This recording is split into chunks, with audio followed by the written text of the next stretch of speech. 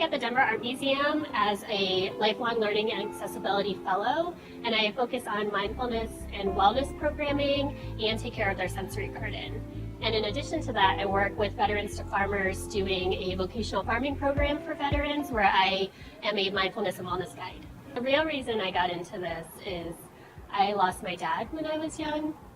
He was a veteran in the Navy and he died by suicide. So I originally studied science and got my master's degree in biochemistry, and then I realized that there was something more I wanted to contribute and how I could help folks experiencing this and families who have experienced something like this. So I started studying landscape architecture. My mom is from Taiwan and she grew up there before meeting my dad and moving to the United States. I grew up in a small town in Florida just outside of Orlando and went to school in Orlando.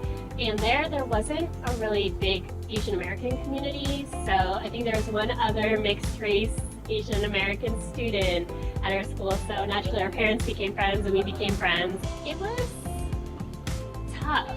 I feel like I had a lot of privilege and I learned early that I could lean into being white passing. I recognize now that that is what I did to stay safe and to feel like I could blend in. There were things I did, like go to Chinese school on the weekends, but it wasn't something I would share with my American friends.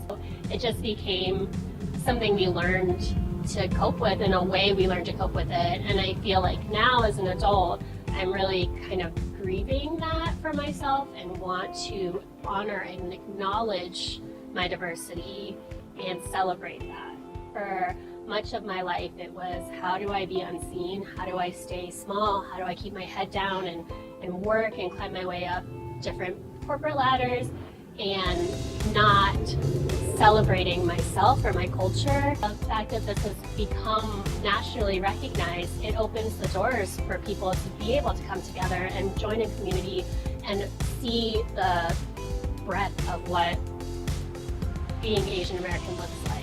When I saw the opportunity to join the AAPI Commission, I really wanted to concentrate my privilege, but also give an outlet for what I'm experiencing. And I really want to connect with my community here in Denver, but also be that bridge of what the community needs are and make meaningful change